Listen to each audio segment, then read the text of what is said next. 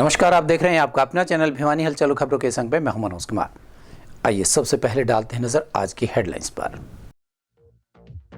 पूर्व मुख्यमंत्री स्वर्गीय बनारसी दास गुप्ता की पुण्यतिथि पर किया गया रक्तदान शिविर का आयोजन।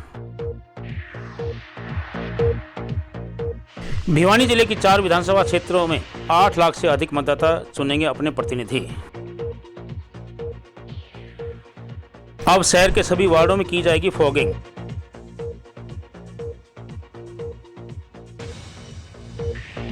तीन गांवों की पंचायत ने लिंक रोड को खुला रखने की उठाई मांग।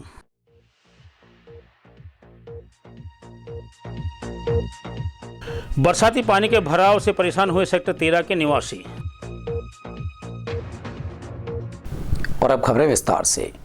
पूर्व मुख्यमंत्री स्वर्गीय बनारसी दास गुप्त की 17वीं पुण्यतिथि पर हांसी रोड स्थित बीडी गुप्ता पार्क में हवन का आयोजन कर उनकी समाधि पर श्रद्धा सुमन अर्पित किए गए।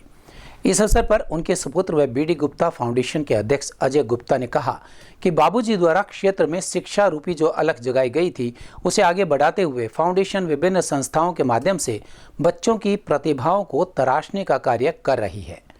उन्होंने बताया कि बनारसी दास गुप्त ने अपना सारा जीवन शिक्षा के विस्तार और सर्व जातीय वर्ग के लोगों को साथ लेकर जनमानस की भलाई में लगा दिया। पूर्व मुख्यमंत्री बनारसी दास गुप्ता की 17वीं पुण्यतिथि पर हांसी रोड स्थित बीडी गुप्ता पार्क में हवन के साथ उनके समाधि स्थल पर श्रद्धासुमन अर्पित किए गए। चौधरी बंसीलाल विश्वविद्यालय की कुलपति प्रोफेसर दीप्ति धर्मानी ने बनारसी दास गुप्ता को अपने श्रद्धासुमन अर्पित करते हुए कहा कि उन्होंने सदैव नारी शिक्षा पर बल देते हुए प्रदेश भर में शिक्षा स्थापित करने में महती भूमिका निभाई। उनका मानना था कि कोई भी देश तभी प्रगति कर सकता है जब उस देश का हर नागरिक शिक्षित हो। दिवंगत बनारसी दास गुप्ता को ब्रजलाल सर्राफ, अशोक बुआनीवाला, विजय किशन धारेड़वाला और प्राचार्य संजय गोयल व रामदेव तायल के साथ उनके पुत्र अजय गुप्ता और प्रियांश व ईस्ता ने पुष्प अर्पित करके श्रद्धांजलि दी। हम इस पे आयोजन पे अपना हवन का आयोजन करते हैं और बाबूजी के जो आदर्श थे, बाबूजी की जो शिक्षाएं थे उनको याद करते हैं। ये एक तरह का हमारे लिए स्मरण है कि जो उन्होंने हमें राह दिखाई हम उसके ऊपर चलते रहें और उनके जो उन्होंने ध्येय उद्देश्य रखे थे उनको पूरा करें। किस प्रकार का पूरा जीवन ही संघर्ष में रहा जी। उन्होंने जब आज़ादी की लड़ाई लड़ी तो वो अक्सर कहते थे कि हमें तो पता ही नहीं था कि हमारे जीवन काल में कभी आज़ाद भी हो जाएंगे। तो उन्होंने किसी फल के लिए लड़ाई नहीं लड़ी, उन्होंने तो देश के लिए लड़ाई लड़ी और सारा जीवन उन्होंने निस्वार्थ भाव से सेवा का काम किया। अनेकों उनके रहे हैं, लेकिन एक तो उनका जो छुआछूत के खिलाफ उन्होंने एक बारी मंदिर के लिए आंदोलन किया था। एक तो वो बहुत स्मरणीय है कि पूरा गांव उनके अगेंस्ट था, लेकिन उन्होंने फिर भी कहा कि मंदिरों में के अंदर उनकी एंट्री की जाए, उसकी उन्होंने किया था। दूसरा, यहाँ पे भिवानी के अंदर एक बार मजदूरों के लिए संघर्ष किया था जिसमें उन्होंने 14 दिन से भी अधिक का आमरण अनशन किया था। तो इस तरह के कई उनके जीवन में तो उनका पूरा जीवन काल ही इस तरह की घटनाओं से। देश के वो बड़े नेता थे जिन्होंने फ्रीडम मूवमेंट में अपना एक बहुत बड़ा अहम योगदान दिया और आज उनकी पुण्यतिथि है। मैं इस अवसर पर उनको श्रद्धांजलि अर्पित करता हूँ। बनारसी दास जी बहुआयामी व्यक्तित्व के धनी थे। उन्होंने विभिन्न क्षेत्रों में काम किया, फ्रीडम मूवमेंट में काम किया, एजुकेशन के क्षेत्र में बहुत बड़ा काम किया, महिला शिक्षा के लिए एक बहुत बड़ा उनका एक दिल में काम था और भी बहुत सारे काम। अग्रवा मेडिकल कॉलेज बनाया उन्होंने और अग्रवा के डेवलपमेंट के लिए बहुत बड़ा काम किया। श्री बनारसी दास गुप्ता एक व्यक्ति ना होकर के एक संस्था थे और वो 36 बिरादरी के सर्वमान्य नेता थे और विशेष रूप से उन्होंने जो नारी शिक्षा का जो कार्य किया उससे बढ़कर पुण्य का कार्य कोई नहीं। और जो आप हरिजन अपने एससी भाई थे उनको मंदिरों में साथ साथ कुओं पर चढ़ाना बनारसी दास गुप्ता का मुख्य आंदोलन था। श्री बनारसी दास गुप्ता जी की 18वीं पुण्यतिथि है। वो आज़ादी का आंदोलन उन्होंने लड़ा, जींद रियासत के खिलाफ प्रजामंडल आंदोलन का यहाँ शीर्ष नेतृत्व कर रहे थे और एक मोर्चा उन्होंने दादरी में लगाया, बहुत बड़ा मोर्चा था और वो समाज सुधारक भी थे। यहाँ तक भी उस समय जातिवाद और छुआछूत बहुत ज़्यादा था। वो मनेरू स्कूल में पढ़ते हुए उसने जो ने छोटे से बचपन में ही उन्होंने जातिवाद के विरुद्ध बिगुल बजा दिया और एक स्वतंत्रता सेनानी थे राजपूत बिरादरी के, उन्होंने उनका साथ दिया।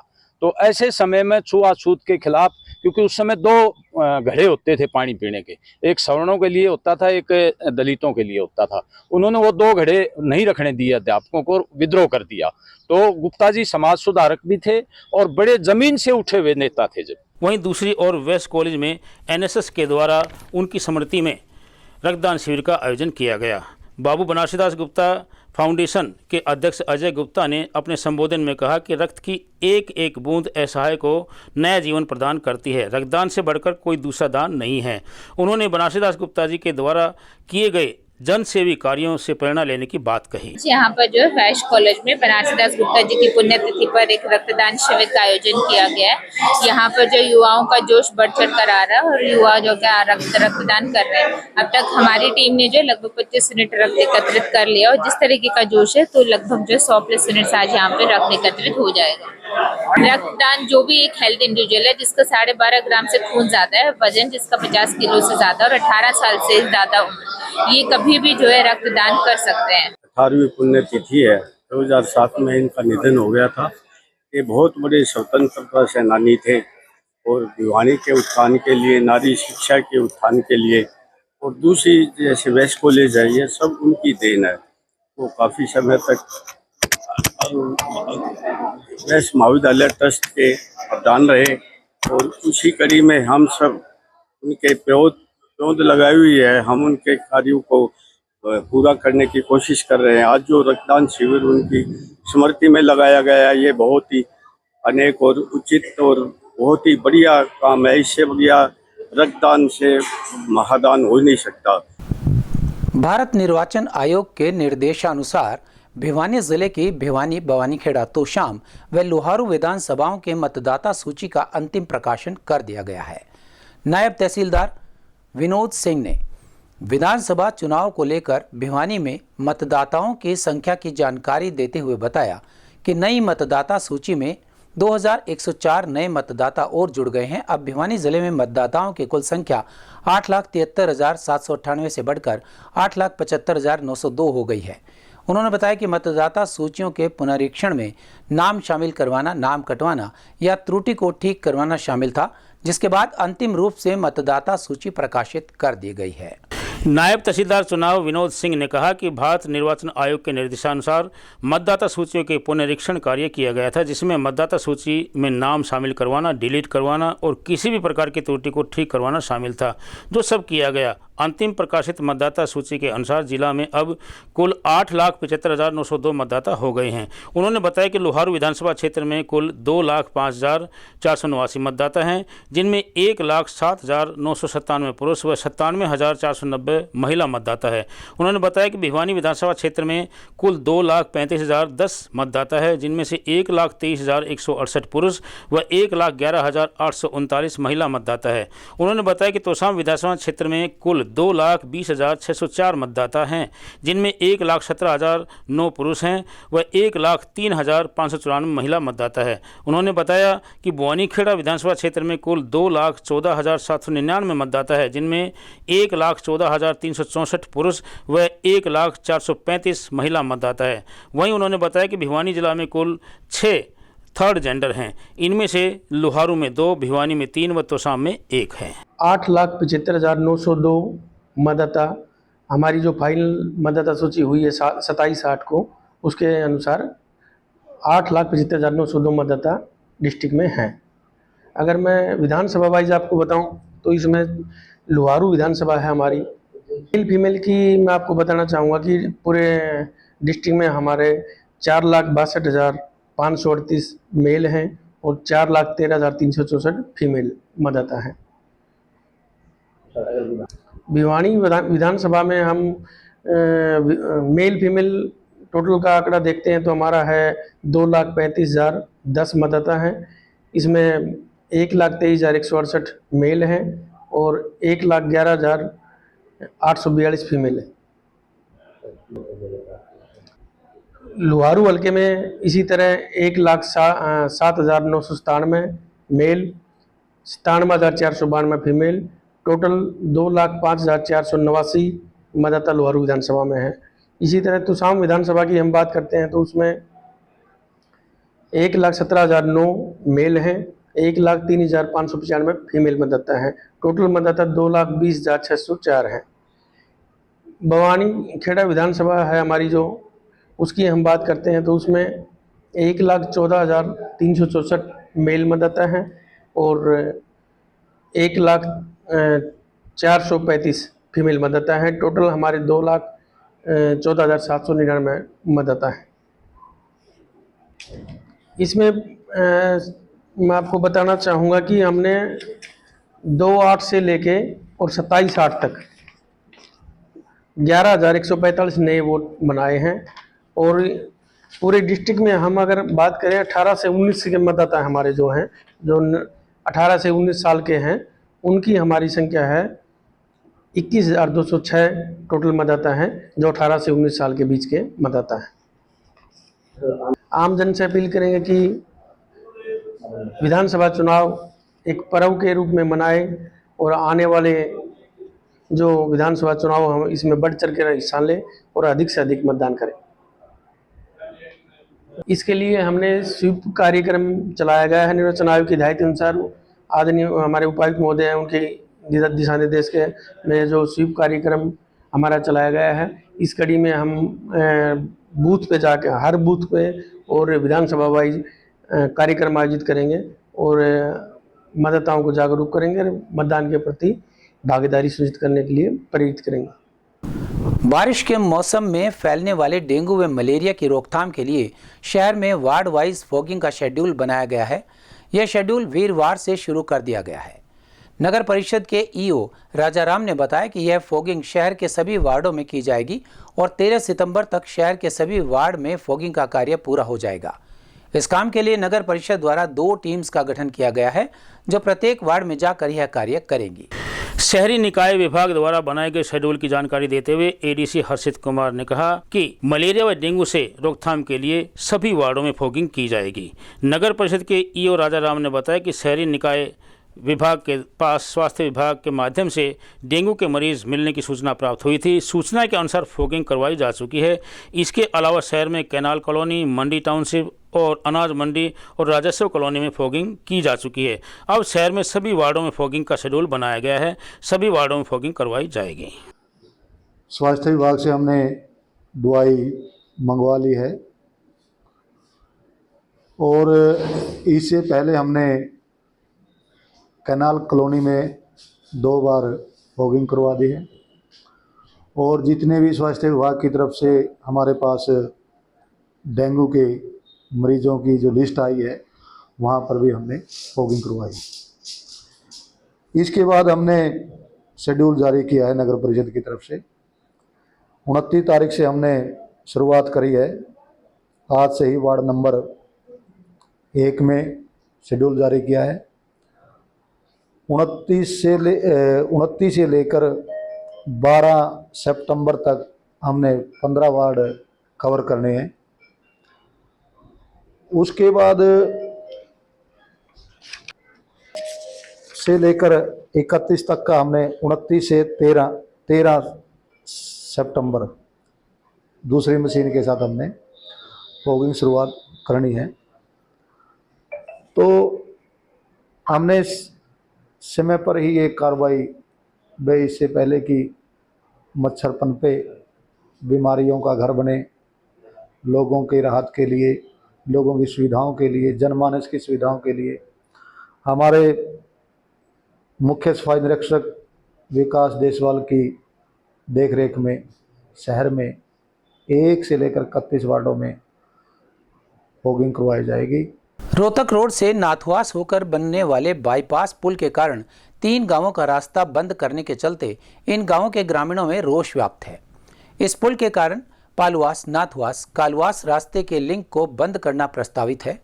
ग्रामीणों का कहना है कि तीनों गांवों का 6 करम का लिंक बंद न किया जाए ताकि इस रास्ते से ग्रामीण आसानी से आ जा सकें। इस बारे में तीनों गांवों के सरपंच ग्राम वासियों ने उपायुक्त को ज्ञापन सौंपा। उनका कहना था कि यदि यह लिंक रास्ता बंद किया गया तो उन्हें आंदोलन करने पर मजबूर होना पड़ेगा। नाथुआस, कालवास व पालुआस के ग्रामीणों व 3 गांवों के सरपंचों ने मिलकर ज्ञापन डीसी को सौंपा और कहा कि रोहतक रोड से हांसी रोड से मिलने वाले बाईपास व नाथुवास व पालुवास के बीच जो नहर का पुल बनाने की योजना है, उससे तीनों गांव का 6 किलोमीटर का रास्ता बंद हो जाएगा। उन्होंने इसको बंद नहीं करने का अनुरोध किया। नाथुवास गांव के रतिभान ठेकेदार का कहना है कि वे इस उद्देश्य के लिए रोड अथॉरिटी से भी मिले थे, परंतु वे ग्रामीणों की वाजिब समस्या को नहीं सुन रहे हैं, इसलिए वे उपायुक्त के पास ज्ञापन देने तथा न्यायोचित हस्तक्षेप करने के लिए आए हैं। उन्होंने कहा कि यदि रोड अथॉरिटी तथा जिला प्रशासन ने उनकी वाजिब मांग को नहीं माना तो वे धरना देने व आंदोलन करने पर मजबूर होंगे। गांव नाथुवास, और हम यहां पर गांव नाथुवास से सरपंच विजय कुमार, गांव कालवास से सरपंच आशीष और गांव पालवास से सरपंच रणवीर, तीनों गांव की पंचायत और तीनों गांव के सरपंच डीसी साहब को हमारा एक सामूहिक काम है जिसके लिए ज्ञापन देने आए हुए हैं और लिखित में दे के जाएंगे। और हमारा विषय ये है जी कि हमारा बाईपास रोड निकल रहा है अपने रोहतक रोड से लेके और हांसी रोड तक, तो उसके बीच में ये है CH नंबर 2+500, चैनज नंबर 6 के ऊपर 6 क्रम का रास्ता है जी हमारा, जो नाथवास से सीधा आता है पालवास, और इस चैनज नंबर 2-500 के ऊपर एक कालवास से भी 6 क्रम का रास्ता आता है। इस चैनज नंबर पे 500 पे मिलता है जहाँ पे टी पॉइंट बन जाता है। तो इन तीनों गांवों का जो रास्ता है, इस टी पॉइंट से तीनों गांवों की कनेक्टिविटी बनती है जी। इस कनेक्टिविटी को ये रास्ता रोड बनाने वाले बिल्कुल बंद कर रहे हैं, क्लोज कर रहे हैं। और हम इस मामले में 8 महीने से तीनों गांवों की पंचायत बार बार चक्कर काट रही है। हम PD साहब के सामने 3-4 बार मिल चुके हैं, लिखित में दे चुके हैं। और जिस टाइम अपने ये ब्रजेंद्र सिंह जी सांसद हुआ करते, इनका बिल्कुल लिखित में लिया हुआ लेटर वो भी PD साहब के पास जमा है। और कल भी हमारी पंचायत काम शुरू कर दिया, 6 महीने से काम बंद था। तो फिर हमारे पंचायत जाके PD साहब से मिली कल, उन्होंने ये बोल दिया कि भाई हमने आपकी कंप्लेंट ऊपर पहुँचाई थी, लेकिन ऊपर जो चेयरपर्सन है उन्होंने ये कह दिया भाई जो इसके रूल के हिसाब से अब नहीं होगा। तो हम DC साहब को ये रिक्वेस्ट करने आए तीनों गांव की पंचायत जी कि हमारा जो ये तीनों गांव की एक सुविधा का एक रास्ता है जिसको बिल्कुल क्लोज कर रहे हैं, इसको खोल दिया जाए। इस प्रार्थना के हिसाब से DC साहब के पास आए हैं। अगर DC साहब हमारी फरियाद को सुनेंगे और हमारे तीनों गांवों का रास्ता जो बंद होता है उसको खुलवाएंगे। खाप प्रधान जिला भिवानी, हम ये रिक्वेस्ट जो है ना DC साहब से भी करेंगे और ऊपर तक हमारी यही है समस्या, अगर ये रास्ता नहीं खुलेगा, रास्ता बंद करेंगे तो हम बंद करने नहीं देंगे। हम तो यही करना चाहते हैं। ये तीनों गांवों का है, नहर के ऊपर पुल बन रहा है, रास्ते पर पुल नहीं बन रहा, जो गलत है। ऐसा गलत कार्य करने नहीं देंगे। हम तीनों गांवों की पंचायत ने ये फैसला लिया है और हम खाप की तरफ से भी ये पूरा आश्वासन देते हैं भाई शांतिपूर्वक हमारा कार्य करो, अगर नहीं होगा तो हम जरूरी इसमें सख्त कदम उठाएंगे। भिवानी शहर में थोड़ी सी बरसात के बाद ही अनेक जगहों पर जल भराव की स्थिति पैदा हो जाती है। हुड्डा सेक्टर 13 में बारिश का पानी जगह जगह जमा हो जाता है, जिसके कारण यहाँ रह रहे क्षेत्रवासियों को अनेक तरह की समस्याओं का सामना करना पड़ता है। इस पानी की निकासी के लिए यहाँ के निवासी अनेकों बार संबंधित विभाग में अधिकारियों को सूचित कर चुके हैं, लेकिन उनकी समस्या ज्यों की त्यों बनी हुई है। सेक्टर 13 में हुए जल भराव को लेकर क्षेत्रवासियों ने अपना रोष प्रदर्शन किया। क्षेत्रवासियों ने बताया कि थोड़ी सी बरसात में ही सेक्टर की गलियों में पानी भर जाता है, जिससे आने जाने में समस्या होती है और अनेक बीमारियों का खतरा बना रहता है। वहीं स्कूली बच्चों को भी काफ़ी समस्या का सामना करना पड़ रहा है। संबंधित विभागीय अधिकारियों को कई बार सूचित करवा चुके हैं, लेकिन समस्या का कोई समाधान नहीं हो रहा है। वहीं वार्ड पार्षद सूर्यकांत ने बताया कि जल निकासी का टेंडर जो पास किया गया था वह तकनीकी कारणों की वजह से 2.5 करोड़ से ऊपर का चला गया था, जिसको कैंसिल करना पड़ा था। अब विधानसभा चुनाव के बाद नए सिरे से जल निकासी के लिए एक बजट तैयार किया जाएगा और इस समस्या का समाधान करवाया जाएगा। देखिए जी, सबसे पहले तो मैं ये कहना चाहूँगा जी, बरसात के पानी की निकासी नहीं हो पा रही है। इससे तरह तरह की जो बीमारियाँ फैलने के चांसेस है वो अभी इस मौसम में ज़्यादा रहता है, क्योंकि इस टाइम में बारिश के कारण जो बैक्टीरिया है, वायरस है, इसके प्रकोप होने की संभावना ज़्यादा रहती है। तो ये इसकी निकासी नहीं हो पा रही है। सूर्या भाई एक अच्छी पहल कर रखी है, फॉगिंग तो करवा रहे हैं, इससे फायदा तो है, लेकिन जब तक ये पानी की निकासी नहीं हो पाएगी तब तक यहाँ पे जो बैक्टीरिया वायरस है वो पनपते रहेंगे। इसे यहाँ पे जो बच्चों का स्कूल भी है, इसमें ज़्यादा चांसेस रहते हैं बीमारियाँ फैलने के। यहाँ पे लोग बाग है वो भी काफ़ी परेशान है, क्योंकि निकासी पानी की हो नहीं रही है। यहाँ पर जो सेक्टर 13 में जो जितना पानी भर रहा है, ये बहुत बुरा हाल हो रहा है। हम तो एक कौशला का मान करके यहाँ पर आए थे, पैसे लगाए थे, लेकिन इस सेक्टर के अंदर कोई सुविधा नहीं है। यहाँ पर पानी इतना भर जाता है बरसात के दिनों में कि बीमारी फैलने का भय रहता है। नगर परिषद ने फॉगिंग भी करवाई है, लेकिन पानी की समस्या तो ज्यों की तो रही है। अब हम क्या करें? सेक्टर में इतनी अव्यवस्था है, थोड़ी सी बारिश होने के बावजूद भी यहाँ लोगों का बुरा हाल है। यहाँ गड्ढे इतने भारी हैं, बच्चों का भी भय रहता है, बड़े बुजुर्ग आदमियों का भी बड़ा भय रहता है और बड़ी समस्या है। यहाँ कोई व्यवस्था नहीं है सरकार की तरफ से। यहाँ आने जाने वाले के लिए बड़ी भारी परेशानी रहती है। हर दिन जब भी थोड़ी बहुत बारिश होती है तो यहाँ गड्ढे, मच्छर, माखी, कीचड़ इतना हो जाता है और गाड़ी वालों की परेशानी से आम बाइक वाला जन भी गिर जाता है। कई बार तो चोटें लगने का भी भय रहता है। और अब चलते चलते हरियाणा के निर्वाचन आयोग ने विधानसभा के आखिरी चरण की तैयारी मतदाता सूची का अंतिम प्रकाशन करवाकर पूरी कर ली है। हरियाणा के मुख्य निर्वाचन अधिकारी ने बताया कि हरियाणा विधानसभा चुनाव के लिए 27 अगस्त को प्रदेश की 90 विधानसभा क्षेत्रों के सभी 20,629 पोलिंग बूथों की मतदाता सूचियों का अंतिम प्रकाशन किया जा चुका है।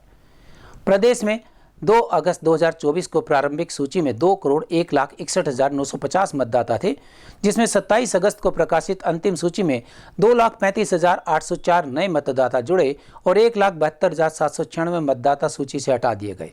अर्थात द्वितीय संक्षिप्त पुनरीक्षण में कुल 63,008 मतदाता सूची में जुड़े। मतदाता सूची के अंतिम प्रकाशन में प्रदेश में 2,02,24,958 वोटर अपने मताधिकार का प्रयोग कर सकेंगे, जिसमें से 1,07,11,926 पुरुष, 95,12,574 महिलाएं और थर्ड जेंडर 498 मतदाता हैं। इस सूची में 18 से 19 आयु वर्ग के 5,01,682 युवा मतदाता हैं। इसी प्रकार 1,48,508 दिव्यांग मतदाता, 85 वर्ष से अधिक आयु के 2,30,967 मतदाता हैं। इसके अलावा 100 वर्ष से अधिक के मतदाताओं की संख्या 8,818 है। वहीं 20 से 29 आयु वर्ग के 41,86,591 मतदाता हैं। मुख्य निर्वाचन अधिकारी ने कहा कि अंतिम मतदाता सूची सभी जिला निर्वाचन अधिकारी कार्यालयों में उपलब्ध है। इसके अलावा चुनाव आयोग की वेबसाइट पर मतदाता सूचियां अपलोड हैं। उसे डाउनलोड करके कोई भी व्यक्ति अपना नाम मतदाता सूची में चेक कर सकता है। और अब जाने से पहले एक नजर आज की हेडलाइंस पर। पूर्व मुख्यमंत्री स्वर्गीय बनारसी दास गुप्ता की पुण्यतिथि पर किया गया रक्तदान शिविर का आयोजन।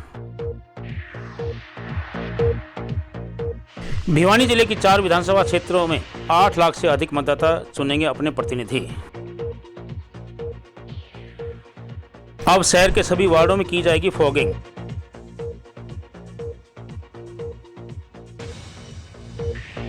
तीन गांवों की पंचायत ने लिंक रोड को खुला रखने की उठाई मांग।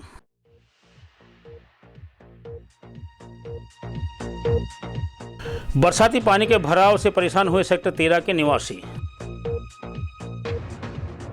आपका अपना चैनल भिवानी हलचल।